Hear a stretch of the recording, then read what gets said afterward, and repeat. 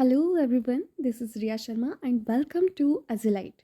सो अब तक की हमारी पैडागॉजी की सीरीज़ में हमने कवर किया है basics of pedagogy psychology. Second video में हमने कवर किया था चाइल्ड ग्रोथ एंड डेवलपमेंट को, प्रिंसिपल्स ऑफ डेवलपमेंट को।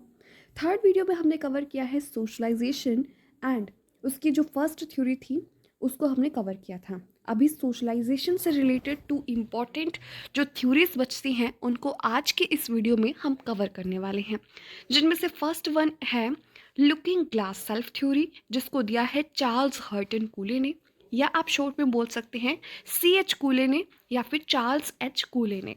ठीक है। और जो दूसरी थ्योरी है उसका नाम है आई एंड मी थ्योरी, जिसको दिया है GH मीड ने। ओके। सो सबसे पहले जो हम फर्स्ट थ्योरी को कवर करने वाले हैं उसका नाम है लुकिंग ग्लास सेल्फ थ्योरी। जैसा कि ये टर्म ही हमें बताती है, लुकिंग ग्लास, ग्लास का मतलब है यहाँ पर मिरर, यानी कि मिरर में झांकना। किसको झांकना है? अब सेल्फ थ्योरी, यानी कि अपने आप को झांकना है। ठीक है।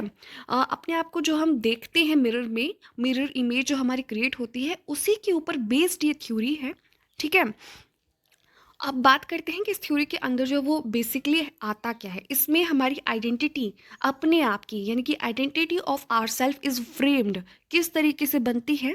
By constant relationship between society and our self. हमारी सोसाइटी के साथ में किस तरीके के रिश्ते हैं, उसी से हमारी आइडेंटिटी जो है वो फ्रेम हो जाती है। ठीक है। तो इसको थ्योरी को एक्सप्लेन करने के लिए हमारे पास में CH कूले ने एक स्टेटमेंट भी दी है। इसमें कहा है, I am not what I think. मैं वो नहीं हूं जो मैं सोचता हूं कि मैं हूं। And I am not what you think I am. मैं वो भी नहीं हूं जो आप लोग सोचते हैं कि मैं हूं। तो फिर मैं हूं कौन? I am what I think you think I am. इसलिए मैं कौन हूँ? मैं वो हूँ जो मैं सोचता हूँ कि आप मेरे बारे में क्या सोचते हैं। ठीक है। सो ये स्टेटमेंट किसने दी है? CH कूले ने दी है, और ये लुकिंग ग्लास सेल्फ थ्योरी से रिलेटेड है। That I am not what I think and I am not what you think I am. I am what I think you think I am. ठीक है। ये CH कूले ने दी है, जिसमें कि उन्होंने बताया है कि मैं वो हूँ जो कि मैं परसीव करता हूँ कि सोसाइटी मेरे बारे में क्या सोचती है। ठीक है। सो इसी को एक्सप्लेन करने के लिए मैंने कहा भी है कि identity of our self is framed. किस तरीके से फ्रेम होती है? By constant relationship between society and our self. ठीक है। हमारे सोसाइटी के साथ में किस तरीके के रिलेशनशिप हैं, हम किस तरीके से सोचते हैं कि सोसाइटी के साथ हमारे रिश्ते हैं, उसी से हमारी आइडेंटिटी अपने आप की फ्रेम होती है। अब देखते हैं कि इसमें इंपॉर्टेंट फैक्ट्स क्या हैं। ठीक है। So it suggest that self concept is built not in solitude. इसमें कहा गया है कि हमारी जो अपनी आइडेंटिटी है वो हमारी एकाकीपन में नहीं बन सकती है, but rather with in social setting. उसके लिए सोशल सेटिंग का होना बहुत ज़रूरी है, क्योंकि इस थ्योरी में ही कहा है कि मैं कौन हूँ? मैं वो बन जाता हूँ जो कि मैं सोचता हूँ कि आप मेरे बारे में सोचते हैं। और सोसाइटी के साथ जब हमारा जो कांस्टेंट रिलेशनशिप होता है उसी को देख देख के हम अपने आप को जो है वो बना लेते हैं, अपनी आइडेंटिटी को फ्रेम कर लेते हैं। So society works as a mirror और ग्लास हेयर। तो यहाँ पर लुकिंग ग्लास सेल्फ थ्योरी में जो ग्लास है वो कौन है? वो सोसाइटी है, जिसको हम झांकते हैं, जिसको हम देखते हैं कि हम कौन हैं। ठीक है। तो उसी से हम अपने आप की एक इमेज जो है वो अपने अंदर क्रिएट करते हैं, अपनी आइडेंटिटी को फ्रेम करते हैं। और ये किस तरीके से काम करता है, उन 3 एस्पेक्ट्स के बारे में अब हम बात करेंगे। ठीक है। सो जो सबसे पहला स्टेप है या एस्पेक्ट है वो क्या है? We try to figure out who we think we are.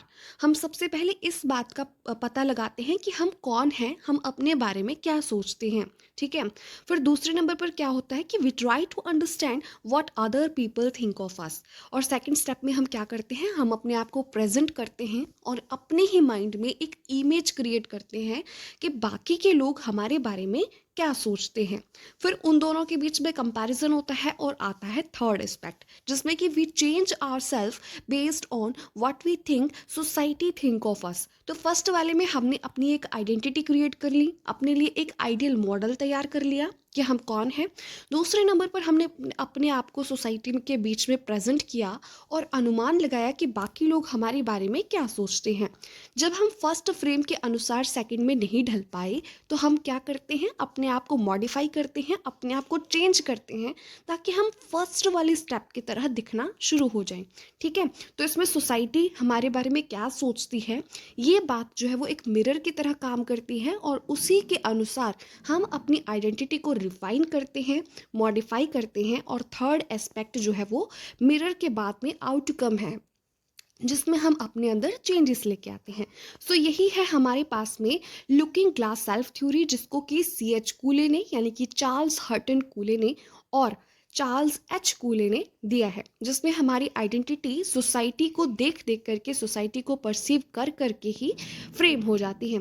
अब इन तीन जो एस्पेक्ट्स हैं इनको और ज़्यादा सिंपल करने के लिए मैंने आगे 3 स्टेटमेंट्स लिखी हैं, जिसमें फर्स्ट स्टेटमेंट है we imagine how we must appear to others. सबसे पहले स्टेप में हम क्या करते हैं, हम इस बात का अनुमान लगाते हैं कि हम कौन हैं, हमें कैसा दिखना चाहिए। दूसरे नंबर पर we imagine the judgment of that appearance. Second step में हम क्या करते हैं, अपनी उस जो हमने इमेज अपने दिमाग में क्रिएट की है उसको जज करने की कोशिश करते हैं कि जैसे हम वर्तमान में हैं, जिस तरीके का बिहेवियर कंडक्ट हमारा है, सोसाइटी हमारे बारे में क्या सोचती है। और थर्ड स्टेप में क्या होता है कि we develop our self through the judgment of others. और थर्ड स्टेप में हम अपने आप में चेंजेस लाते हैं, हम अपने आप को रिफाइन करने की कोशिश करते हैं ताकि जो हमने अपनी एक इमेज क्रिएट की है अपनी इमेजिनेशन में, हम उसके जैसे बन सकें।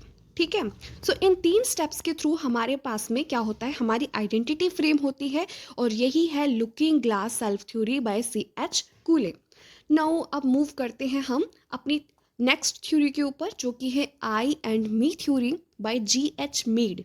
ठीक है, सो अब तक हमने जो फर्स्ट थ्योरी देखी थी ब्रेंट फॉन बर्नर की, तो उसमें हमने क्या देखा था कि यहाँ पर जो है वो 5 एस्पेक्ट हमने पढ़े थे, जिसमें से आते थे माइक्रो, मीज़ो, फिर उसके बाद में आता था हमारे पास में एक्सो, फिर उसके बाद में मैक्रो एंड देन क्रोनो, जिसमें कि हमने पढ़ा कि इन अलग अलग स्टेप्स में हम क्या करते हैं, ये अलग अलग हमारे पास में स्टेजेस हैं जिनके थ्रू हमारी जो है वो आइडेंटिटी फ्रेम होती है, हमारा सोशलाइजेशन का प्रोसेस होता है। ठीक है, और सोसाइटी जो है वो बहुत इंपॉर्टेंट रोल प्ले करती है हमारी पर्सनैलिटी की फॉर्मेशन में। सेकेंड थ्योरी में हमने पढ़ा लुकिंग ग्लास सेल्फ थ्योरी में कि किस तरीके से सोसाइटी एक इमेज को फ्रेम करती है, जिसके बेसिस पर हम अपने आप में सुधार करते हैं, अपने आप को मॉडिफाई करते हैं और हम फाइनली क्या बनते हैं, जो हम हैं, हमारी पर्सनैलिटी की फॉर्मेशन होती है। अब हमारी ये तीसरी थ्योरी है आई एंड मी थ्योरी। इसमें हमारी आई और मी की फ्रेमेशन होगी, इसमें हमारा आई फ्रेम होगा और मी फ्रेम होगा। किससे, किसकी हेल्प से, सोसाइटी की हेल्प से। ऑफ कोर्स ये सोशलाइजेशन की थ्योरी है, तो इसमें सोसाइटी का सबसे इंपॉर्टेंट रोल है। तो चलिए देखते हैं आई एंड मी थ्योरी, जिसको कि दिया है G.H. मीड ने और ये सोशलाइजेशन पर बेस्ड है। तो सबसे पहला है the me is the socialised aspect of the person. ठीक है, तो मी जो है वो सोशलाइज्ड एस्पेक्ट होता है पर्सन का। इसमें क्या क्या चीज़ें आती हैं कि हम किस तरीके से सोसाइटी को परसीव करते हैं। नॉर्मली आपने एक बच्चे को देखा होगा, बच्चा क्या करता है, शुरू शुरू में सिर्फ इमिटेट करता है, अपनी चीज़ों को आसपास की देखता है और उसके बेसिस पर वहाँ के नॉर्म्स को समझने की कोशिश करता है, इंटरनलाइज करता है बिहेवियर्स को, एक्सपेक्टेशंस को, नॉर्म्स को, वैल्यूज़ को, हर चीज़ को वो क्या करता है, परसीव करता है और वो हाईली सोशलाइज्ड होता है अगर वो उनको एक्सेप्ट करता है। ठीक है, तो बेसिकली इसमें मी है क्या, ये जनरलाइजेशन है अदर्स की, ये बाकी जो कर रहे हैं वो क्यों कर रहे हैं, उसका क्या मतलब है और हमें उसके बदले में कैसा करना है। और उसके बाद में and the I is the active aspect of the person. So I जो है वो रिस्पॉन्ड है, वो रिप्लाई है किस बात का, जो उसने परसीव किया है मी में। ठीक है, तो आई में हमारे पास में अपनी सेल्फ की कंस्ट्रक्ट हो चुकी है, हमने नॉर्म्स वैल्यूज़ को तो एक्सेप्ट किया है, बट साथ में हमें ये भी पता है कि मुझे कैसा करना है। ठीक है, तो आई जो है वो रिस्पॉन्ड है, ये एक्टिव एस्पेक्ट है पर्सन का कि वो किस तरीके से रिस्पॉन्ड करता है बदले में। ठीक है। So next is self is developed with the interaction with in society, ठीक है। तो सेल्फ हमारा किस तरीके से बनता है, किस तरीके से डेवलप होता है, जब हम सोसाइटी के साथ में इंटरेक्ट करते हैं। We become what kind of environment we get to experience in our world, ठीक है। तो हम क्या बन जाते हैं, हम वही बन जाते हैं जिस तरीके का वातावरण हम अपने आसपास पाते हैं। अगर उसमें एनकरेजमेंट है सही चीज़ों को लेकर के, तो हम बहुत ही रिफाइंड काइंड ऑफ पर्सनैलिटी बनते हैं। अगर वहाँ पर लव, केयर, अटेंशन जैसी चीज़ें हैं तो भी हमारी ग्रोथ जो है वो पॉजिटिव डायरेक्शन में होती है। जबकि अगर हम गलत संगत में पड़ जाते हैं, हमें गलत एनवायरनमेंट मिल जाता है, तो वहीं पर हमारे विनाश के रास्ते भी खुल जाते हैं, क्योंकि हम उस चीज़ को परसीव कर करके कहीं ना कहीं अपनी पर्सनैलिटी को उस हिसाब से फ्रेम करते हैं। और इस तरीके की आपने एक स्टोरी भी पढ़ी होगी, हमें इंग्लिश में थी, +1 या +2 में थी, जिसमें क्या होता है कि 2 पक्षी होते हैं, दोनों भाई होते हैं, और अपने किसी तूफान की वजह से दोनों बिछड़ जाते हैं। जो सन्यासी की कुटिया के पास पहुंचता है वो सन्यासी की तरह एक आइडियल बिहेवियर वाला बन जाता है, जो कि जबकि जो दूसरा पक्षी होता है वो दूसरी जगह पे गिरता है, लुटेरों वाली जगह पे, और वो उनके बिहेवियर को जो है वो सीख लेता है। इस तरीके से हमारे पास में हमारा जो सेल्फ कंस्ट्रक्ट होता है वो किस तरीके से कंस्ट्रक्ट होता है, सोसाइटी के साथ में, इंटरेक्शन के साथ में, ठीक है। अब बात करते हैं मी की। तो मी क्या है, how a person internalizes the attitudes of others, ठीक है। तो मी क्या है हमारे पास में, मी जो है वो एक पर्सन का इंटरनलाइजेशन है, कि वो एटीट्यूड ऑफ अदर्स, बाकियों के बिहेवियर को किस तरीके से अपने अंदर आत्मसात करता है।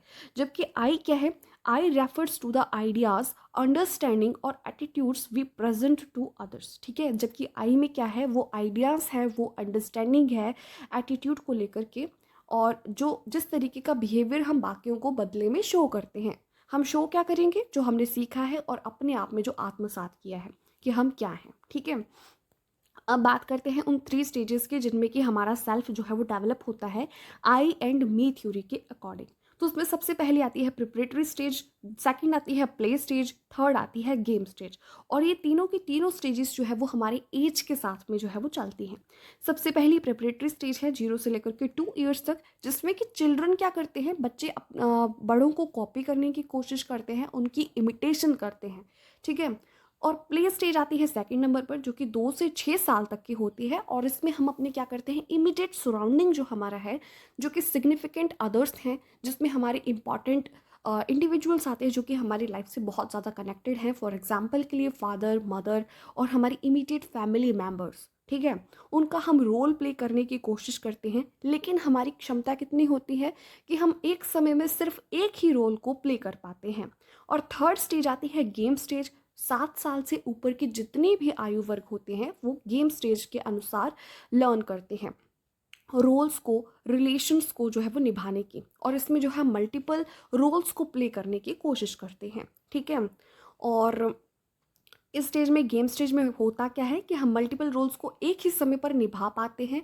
हम ये बात समझते हैं कि जो हमारी मदर है वो सिर्फ और सिर्फ मदर नहीं है, वो किसी की वाइफ है, किसी की बेटी है, और इस तरीके से उसके अदर रिलेशंस भी हैं, और उसी तरीके से हम अपने भी रिलेशंस को, अदर्स को समझ पाते हैं, और उन सब को एक साथ निभाने की कोशिश जो है वो हम करते जाते हैं। और जैसे ही हमारा एज बढ़ता जाता है, हम मल्टीपल रोल्स को निभाने में उतने ही ज़्यादा क्या हो जाते हैं, स्किल्ड हो जाते हैं, समझ जाते हैं कि किस तरीके से करना है।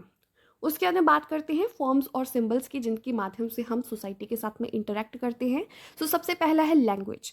लैंग्वेज के साथ जैसे कि बच्चा जो है वो बचपन में सिर्फ और सिर्फ लैंग्वेज को इमिटेट करने की कोशिश करता है। Second one is play stage, जिसमें कि वो रोल प्ले को सीखता है। और third one is game stage, जिसमें कि वो मल्टीपल रोल्स को निभाना सीख जाता है। कंक्लूजन की बात करें तो मी जो है वो एक कन्वेंशनल हैबिचुअल इंडिविजुअल है, जिसमें मी का कॉन्सेप्ट ज़्यादा होगा, वो हाईली सोशलाइज्ड होगा। जबकि आई जिसमें ज़्यादा होगा वो कि नोवल रिप्लाई है इंडिविजुअल का जनरलाइज्ड अदर्स के प्रति में, तो उसमें क्या है, उसकी सोच झलकेगी कि वो क्या है, ठीक है। उसके बाद में बात करते हैं कि both community and individual autonomy are necessary to identity. तो हमारी आइडेंटिटी को फ्रेम करने के लिए हमारे अपने बारे में जो विचार हैं वो भी बहुत ज़रूरी हैं, और हमारी कम्युनिटी को लेकर के जैसे परसेप्शन है वो भी ज़रूरी है। यानी कि society is very very important to frame our personality. अब बात करते हैं क्वेश्चंस की, ठीक है। इसके एंड में जो है सोशलाइजेशन को रिलेटेड तो सबसे पहला क्वेश्चन है, सबसे गहन और जटिल समाजीकरण होता है किस आयु वर्ग में? तो इसमें हमने सोशलाइजेशन के चैप्टर में हमने पढ़ा था कि सोशलाइजेशन जो है वो सबसे ज़्यादा पीक पे कब होता है। तो सबसे पहली ऑप्शन है पूर्व बाल्य अवस्था के दौरान, दूसरी ऑप्शन है प्रौढ़ावस्था के दौरान, तीसरी है व्यक्ति के पूरे जीवन में, और चौथी है किशोरावस्था के दौरान। तो इसमें जो डी ऑप्शन है वो करेक्ट है, किशोरावस्था के दौरान, क्योंकि इसमें हमारा सेल्फ कंस्ट्रक्ट जो है वो सबसे ज़्यादा अच्छे से हो चुका होता है। अब चलते हैं नेक्स्ट क्वेश्चन की तरफ। ठीक है, सो नेक्स्ट क्वेश्चन है, परिवार एक साधन है। परिवार किस चीज़ का साधन है? अनौपचारिक शिक्षा का, गैर औपचारिक शिक्षा का, दूरस्थ शिक्षा का, या फिर औपचारिक शिक्षा का? तो परिवार जो है वो हमारा औपचारिक शिक्षा का जो है वो एक इम्पॉर्टेंट साधन है। क्यों? क्योंकि यहाँ पर हम जो है वो अपने नेचुरल एनवायरनमेंट में सब कुछ सीखते हैं। हमारे ऊपर जो है वो बहुत ज़्यादा एक्स्ट्रा बर्डन नहीं होता है रूल्स रेगुलेशंस का, जैसा कि अदर इंस्टीट्यूशंस में होता है।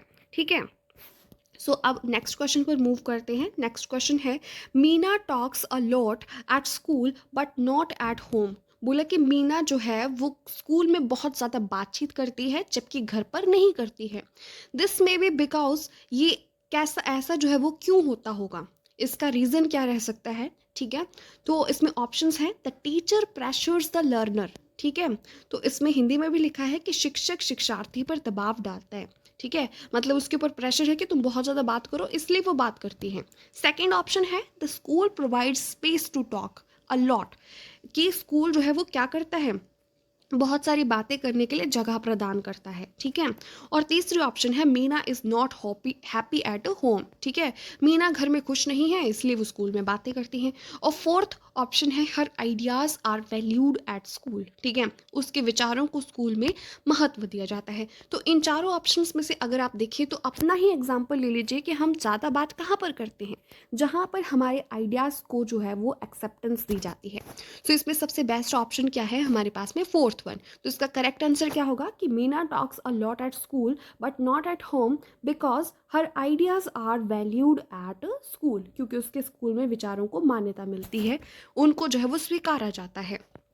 So now moving to next question, mass media is becoming a very important agency of socialization। ठीक है, आजकल जो है वो मास मीडिया बहुत ही इम्पॉर्टेंट बनती जा रही है। किस चीज़ में? सोशलाइजेशन में। Which one of the following is the most appropriate statement? आपको इनमें से जो है वो कौन सी स्टेटमेंट सबसे ज़्यादा करेक्ट लगती है? सबसे पहली है, socialisation is done by the parents and the family only. Socialisation जो है वो सिर्फ और सिर्फ माता पिता और परिवार का काम है। ठीक है, media is a very good way to advertise and sell products. Media के थ्रू जो है वो हम प्रोडक्ट्स को बहुत अच्छे से एडवर्टाइज कर सकते हैं और बेच सकते हैं। Third one is, children can not directly interact with media. ठीक है, बच्चे जो है वो डायरेक्टली मीडिया के साथ में इंटरेक्ट नहीं कर सकते हैं।